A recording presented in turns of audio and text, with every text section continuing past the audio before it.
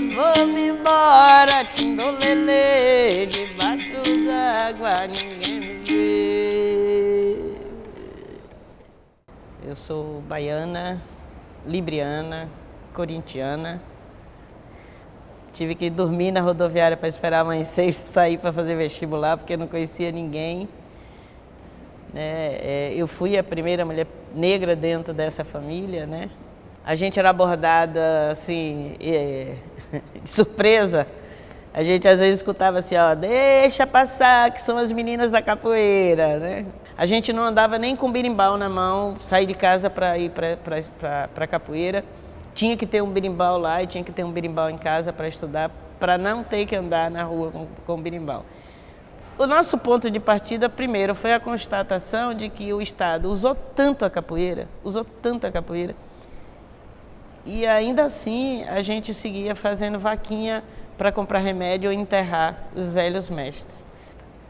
A minha grande luta é exatamente quebrar essa hegemonia epistêmica, né, que a universidade, sobre a qual a universidade ela se consagrou, inclusive para descumprir o seu papel social, né? Ser mestra representa chegar mais cedo, limpar salão, pensar nas contas. Fora isso, é um exercício permanente de seguir aprendendo essa sabedoria de não ter pressa, porque a vida a gente vive um dia de cada vez, né? Meu nome completo é Rosângela Janja Costa Araújo. Eu sou baiana, libriana, corintiana, tenho 61 anos e moro em Salvador. Eu sou capoeirista. Eu nasci aqui no interior da Bahia e vim para Salvador com 17 anos de idade e fazer faculdade, né? À época não tinha faculdade na minha cidade, eu nasci em Feira de Santana, então eu vim para cá para fazer faculdade. Perrengue retado, cheguei aqui, tive que dormir na rodoviária para esperar amanhecer e sair para fazer vestibular, porque eu não conhecia ninguém. Mas carei, né? E a vontade era mesmo de ganhar o mundo, né? Já que eu não podia ser artista de circo, cigana. Mas daí eu vim para aqui, vim fazer faculdade, entrei numa faculdade num momento muito sinistro, porque era na época do regime militar, entrei numa faculdade de educação física, né? Na época, essa faculdade de educação física, ela estava localizada no estádio da Fonte Nova, né? Embaixo das arquibancadas do estádio da Fonte Nova, né? Tinha um quartel de polícia, quartel do Exército e faculdade de educação física, que pertencia à Universidade Católica de Salvador.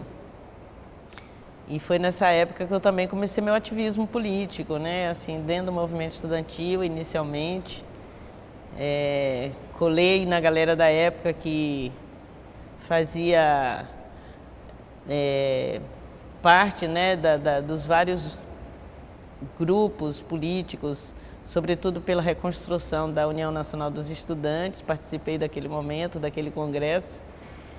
E um certo dia eu conheci a capoeira, né? E aí, nessa de conhecer a capoeira, eu estava terminando já, quase perto de terminar a faculdade de Educação Física e já meio injuriada, assim, porque não batia, né, o que a gente tinha aprendido dentro de uma faculdade bem militarizada, né, para pensar corpo, né? Então, eu entrei em parafuso, assim, e foi aí que eu conheci, né? Uma amiga me falou de dois caras que tinham chegado na Bahia e que tinham uma capoeira bem estranha e esquisita. E aí eu fui lá conhecer e esses dois caras eram Mestre Moraes e Mestre Cobra Mansa, que se tornaram meus mestres. Depois, né, veio se juntar a gente Mestre João Grande. E aí eu comecei então toda a minha, vamos dizer, a minha jornada de vida conduzida por mim, né? Porque esse momento vai marcar assim, um conjunto de guinadas impressionantes, né, na minha vida, inclusive com a construção do meu próprio enegrecimento, né? Eu que nasci dentro de um casamento interracial, né, e que uma parte da minha família é socialmente considerada branca, né? Eu fui a primeira mulher negra dentro dessa família, né? Então foi aí a capoeira que chegou assim, quebrando tudo, né? Hoje vocês diriam gruvando, né? A capoeira chegou quebrando tudo. E aí foi nesse processo que eu disse, bom, não posso trabalhar com educação física de jeito nenhum, não posso trabalhar com isso. E resolvi fazer um outro vestibular e me tornei historiadora, depois dei um signal e fui para o campo das ciências sociais, antropologia, sociologia das relações étnico-raciais, que é com o que eu trabalho até hoje.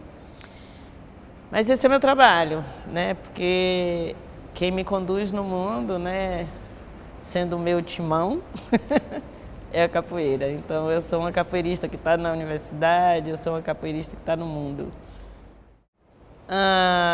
Bom, não tinha receptividade muito, porque era um cenário político aqui da cidade de Salvador muito desfavorável à cultura negra, né? Então a capoeira Angola, principalmente, a capoeira era considerada uma capoeira velha por muitos, né, principalmente capoeiristas jovens.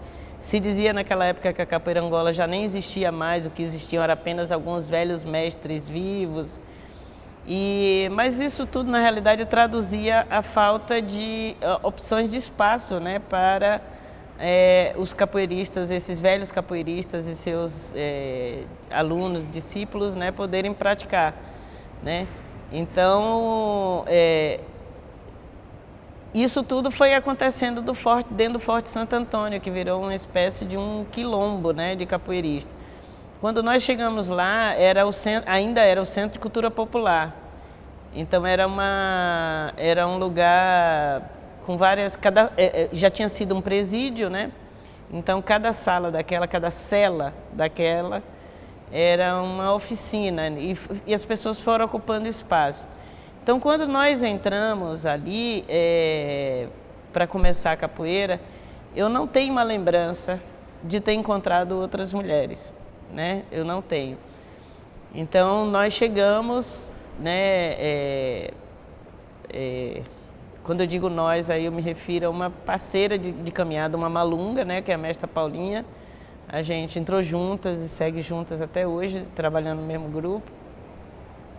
E aí a gente não tinha essas referências, né? Ao contrário, a gente descobriu que precisava de mais mulheres e como nós éramos, à época, estudantes universitárias e morávamos na residência universitária, a gente correu atrás de trazer a galera, não, precisa de mais mulheres nesse lugar e foram outras mulheres chegando, né, a partir daí.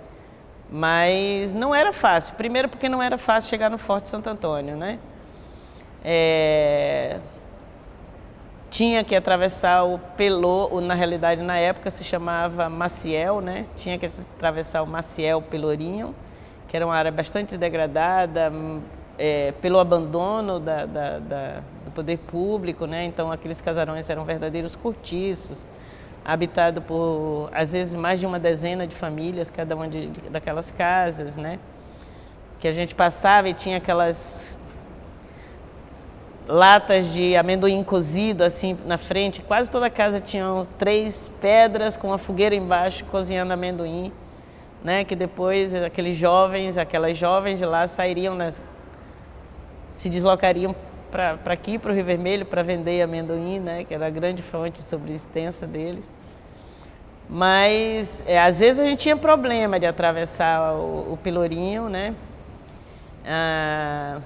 Mas a gente tinha um anjo da guarda, ou melhor, uma anja da guarda, né? Que era uma travesti que tinha muita influência na área. Então, às vezes, quando a gente era abordada assim, de surpresa, A gente às vezes escutava assim, ó, deixa passar, que são as meninas da capoeira, né? Então tinha mas não era uma coisa muito fácil, né? Para mulheres pobres, né? Pouca grana e dentro de um sistema muito rigoroso, né? A capoeira Angola, ela é muito exigente assim com a gente, né?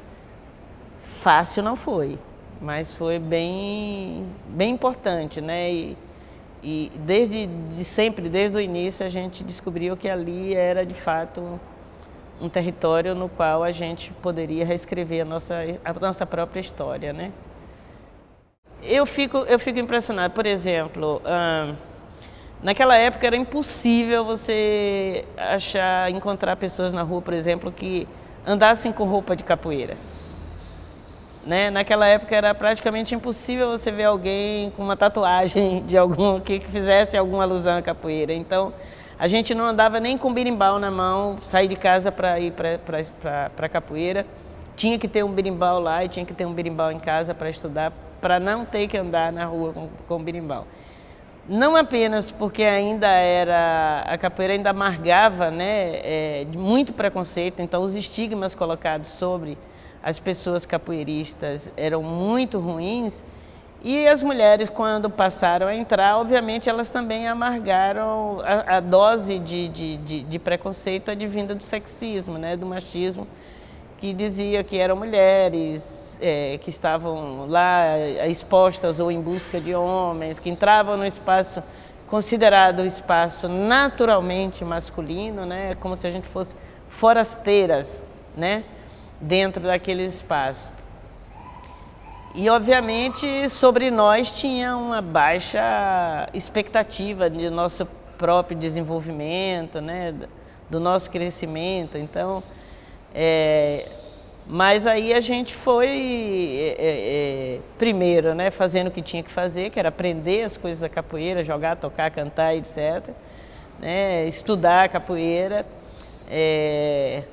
e de alguma forma passar para dentro da própria comunidade da capoeira a discutir, né, como em outros espaços da cultura negra, alguns elementos que a gente tinha que refletir novamente, né, como sendo elementos da dominação colonial mesmo, né? Então olhar para os cantos, ver que tinham determinados cânticos que reproduziam machismo, determinados cânticos que reproduziam racismo, né? Então, tudo isso foi sendo construído dentro de uma ambiência de debate político muito intenso, né? Naquela época, nós, capoeiristas, nós nos posicionamos na cena cultural de Salvador como um movimento político organizado, né? Então, como um movimento político organizado, inclusive, a gente esteve sempre atuando na grande roda, como a gente costuma dizer, né, politicamente na grande roda, sempre fazendo questão de enfatizar que o projeto de embranquecimento da capoeira ele tinha se dado através da esportização e da folclorização. Então era necessário recuperar esse entendimento da capoeira na história da resistência dos povos negros no Brasil, e como tal, né, a gente só tinha uma forma de fazer isso, que era atuando politicamente, né? Mas, infelizmente, não era uma coisa muito fácil, né? Porque, do outro lado, você tinha uma capoeira tornada hegemônica, que falava em campeonatos, falava em competições, né? Que tinha intentos de ver a capoeira em Jogos Olímpicos. Então, essa capoeira que de alguma forma foi responsável pela expansão, mundialização da capoeira numa velocidade muito grande, né? Quando num momento muito específico da história da capoeira, né, quando se ganhou muito vulto essa abordagem esportiva da capoeira, Mestre Pastinha, ainda que coligado aí, né, com uma elite cultural, né, Jorge Amado, Caribé, Pierre Verger, etc. Mas ele desenhou uma estrutura filosófica para a gente pensar a capoeira através das suas referências africanas, né? E, portanto, da sua matriz africana, ou das suas matrizes africanas, né? Então, o nosso ponto de partida, primeiro, foi a constatação de que o Estado usou tanto a capoeira, e ainda assim a gente seguia fazendo vaquinha para comprar remédio ou enterrar os velhos mestres, né? A capoeira havia se tornado um símbolo da baianidade. Nos anos 70 só tinha... Pegar aí o grande jornalzão aqui impresso nosso, anos 70 inteiro, só tem 2 temas, capoeira e candomblé. Então, a indústria do entretenimento, do turismo, eles consagraram esses 2 símbolos como um símbolo a ser explorado, né? Então a gente passou a denunciar isso, olha, vocês exploraram tanto a capoeira e a gente está fazendo vaquinha, né? E ao mesmo tempo mostrando que tinha um outro projeto, né, recente, uma outra narrativa recente para a capoeira, esportizada, folclorizada, que essa colocava no poder, de alguma forma, né, exatamente os grupos que controlam, né, também a cena cultural do país e que, portanto, tinham dinheiro para montar companhias de dança, levar capoeiristas e dançarinos para fora do Brasil. Então, tem uma série de elementos, né, que... Então, nós, no início dos anos 80, né, nós estamos falando de um momento tanto de reconstrução democrática, de lutas políticas intensas pelo fim do regime militar, como nós estamos falando também de um momento muito forte da cultura negra, principalmente na Bahia, né? Já tínhamos o Ilê Aie, que nasceu em 74, então nós estamos nesse período de reafricanização da cultura baiana, né? Então, aquele embate todo, a capoeira é brasileira ou a capoeira é africana, né? Assim, tudo isso foi um ponto muito forte.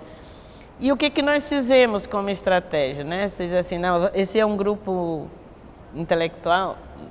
Na realidade, a gente se dedicou a fazer aquilo que a gente achava que a escola devia fazer, que era formar a população, né, de um modo geral, a compreender a história dos povos africanos no Brasil. Nós não sabíamos disso, né? Aliás, a gente tem uma lei aí, 10.639, e já está quase caducando, né? Porque ela está desde 2003 aprovada e a gente não consegue implementar esse conteúdo nas escolas porque o racismo religioso não deixa, né? Não permite. Então, nós fazíamos isso. Então, tínhamos um processo formativo que fazia com que a gente olhasse para a capoeira como uma coisa preta, né? Como uma cultura negra. Então, a gente fazia seminário a cada 15 dias, né? A gente não sabia, mas tinha quem soubesse. Então, a gente batia na universidade e convidava os professores, convidava intelectuais negros dos movimentos políticos do Brasil, de fora do Brasil, dos Estados Unidos, quando estavam na Bahia. Então, nosso trabalho era organizar, era mobilizar, né? E isso, obviamente, estimulou muita gente também a entrar nesse campo de estudos, de pesquisa, né? Se naquela época a gente ficava muito nessa disputa de isso é capoeira Angola, isso é regional, isso é sabe? Na disputa entre os estilos de capoeira, hoje eu diria que a comunidade de capoeira ela se divide em 2 grupos, né? Capoeiristas progressistas e capoeiristas não progressistas, né? Então, tem uma definição muito importante. Isso foi possível porque esse movimento político dos anos 80, de alguma forma, ele reacendeu o debate em torno das matrizes da capoeira e, portanto, a partir daí, né, uma entrada, né, das corporeidades negras num campo de disputa longe dos estigmas de quando eu entrei, né? E, por outro lado, reconhecendo o papel e o impacto de transformação da capoeira nas quebradas, nas comunidades, nos bairros populares, né? A capoeira, ela modificou a vida de muita gente, de muitas famílias, de muitas comunidades, né? Então, poder hoje, de alguma forma, pegar esses estudos e poder, ao contrário do que muita gente imagina, né, de que esses estudos são realizados porque eu sou acadêmica, ao contrário, pegar esses estudos feitos dentro da capoeira e entrar na universidade, né, para pressionar a universidade para que eles entrem, é que é de fato a minha grande luta.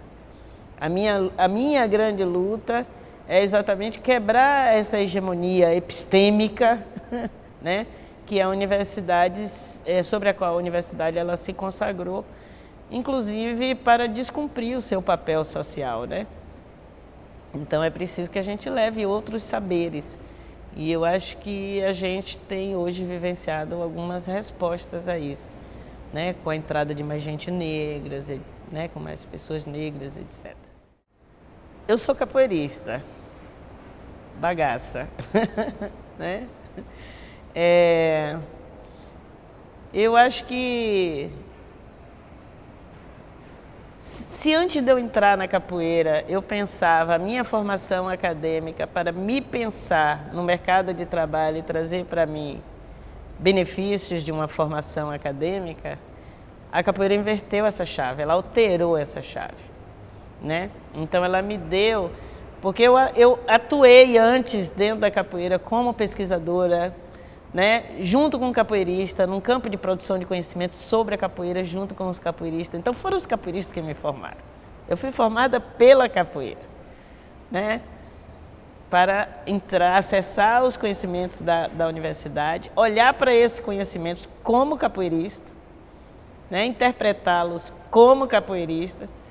Então, assim, se você quer me saber se eu quero ser chamada de doutora, de PhD, não, eu prefiro ser chamada de mestra Janja, ou simplesmente de Janja, Janjinha, Jan, né? Como quiser. Mas ainda que eu reconheça a importância, né, da gente ter, e é uma luta, né, também no campo do antirracismo institucional, né, a gente poder fazer com que mais professoras e professores negros entrem na universidade. Nós ainda somos muito poucos, né? Eu que sou professora de pós-graduação, como mulher negra, professora de pós-graduação, nós temos 2%, né? Então a subrepresentação absoluta.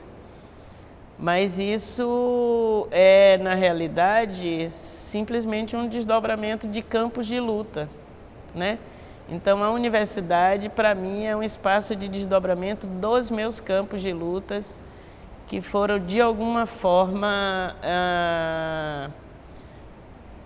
construídos, que tem como base o chão, a roda da capoeira.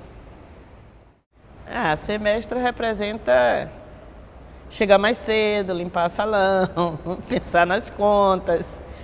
Fora isso, é um exercício permanente de seguir aprendendo, porque o que eu aprendi no meu tempo enquanto jovem capoeirista foi refeito agora para se pensar uma outra juventude. Então, né, ser mestra, eu não sei muito bem o que é ser mestra, não, para ser bem honesta, né, porque não é nesse lugar que eu me vejo permanentemente. Quando me chamam de mestra, é como se eu estivesse sendo chamada a responder sobre esse avatar, né? Porque no fundo, o que nós somos permanentemente é capoeirista, porque a nossa relação é com uma capoeira. E a gente que entra numa experiência comunitária, aprendendo alguns fundamentos, mais velho é sempre mais velho, mais novo é sempre mais velho. Hoje eu estava falando para o meu filho, dizendo para ele, o tempo de capoeira que você tem, já deu para parar com essa brincadeira de que eu sou mais novo. Você tem muitos anos de mais novo, você agora já não é tão mais novo, né? Então, assim, esses fundamentos, eles são fundamentos de vida, né? Então, eu acho que, enfim, ser mestra, eu sigo dizendo, é aquela pessoa que vai, de alguma forma, simplesmente se responsabilizar mais pelas ações que mantêm o grupo ali reunido, funcionando, né, em movimento. né? Porque fora isso, a gente, no fundo, é sempre aprendente, né? Não é nem aprendiz, é sempre aprendente, né?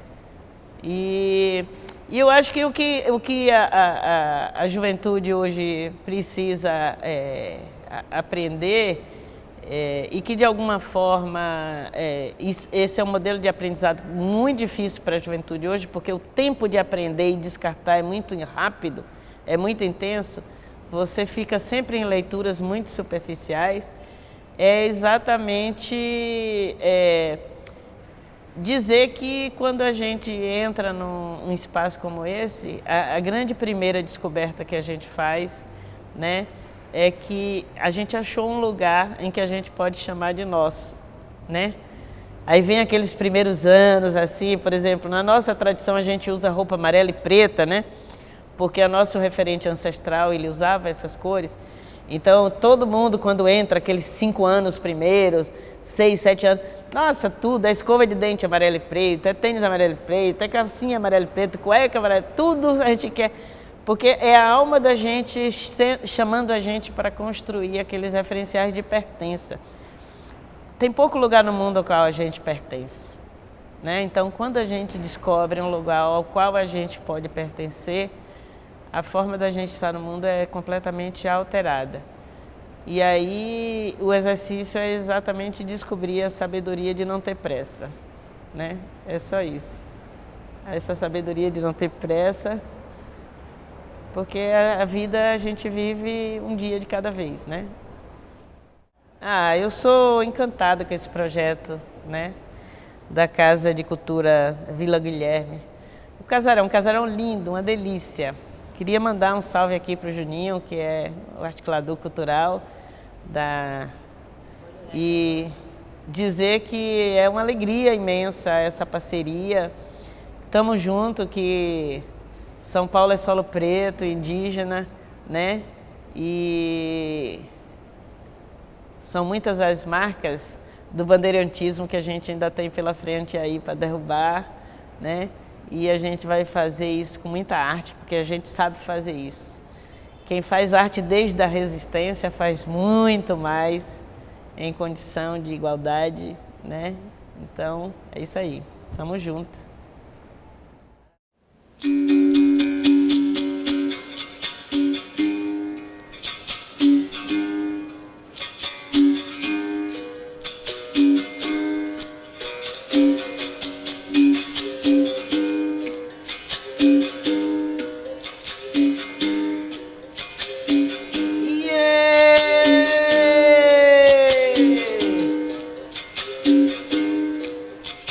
Foi no Rio de Janeiro,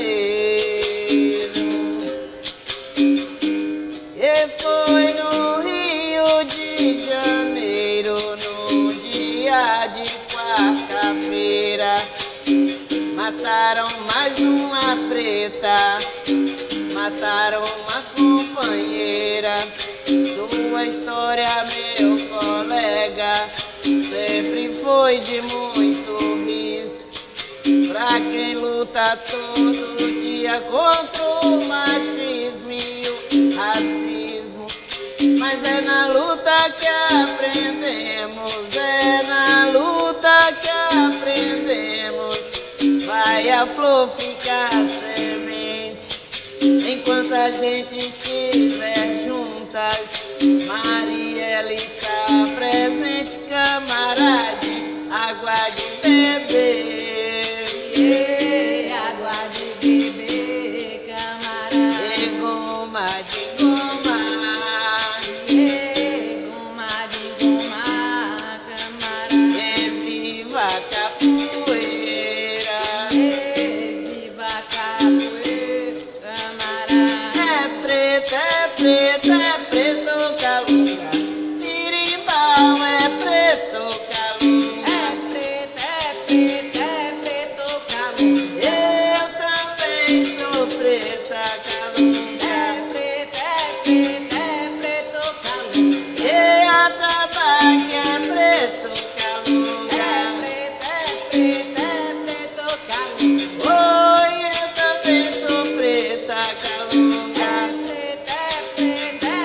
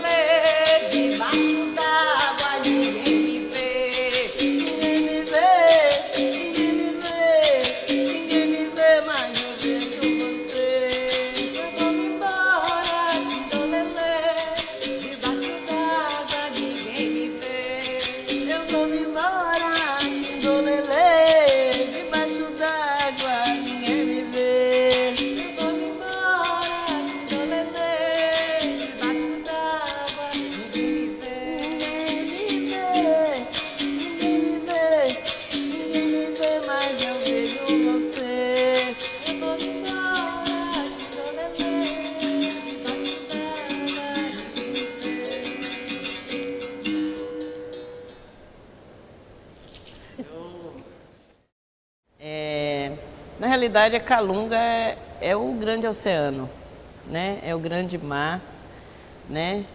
E quando a gente canta dizendo que ele é preto, a gente pode aí fazer duas leituras, né? Uma pensando e refletindo, né? O próprio tráfico, como esse mar ele foi marcado né? Pelo trânsito abusivo de pessoas negras. Mas ele é preto porque Calunga reflete também uma das entidades religiosas, né, cultuada nos terreiros de candomblé de matriz Angola, né, que é Mameto Calunga, e que, portanto, é uma entidade que simboliza o lodo, o princípio que é o fim, né? Então é aquela linha tênue que separa o líquido do solo, o lugar onde vida e morte convivem, né? Então Calunga é essa figura a ser celebrada, a ser cantada.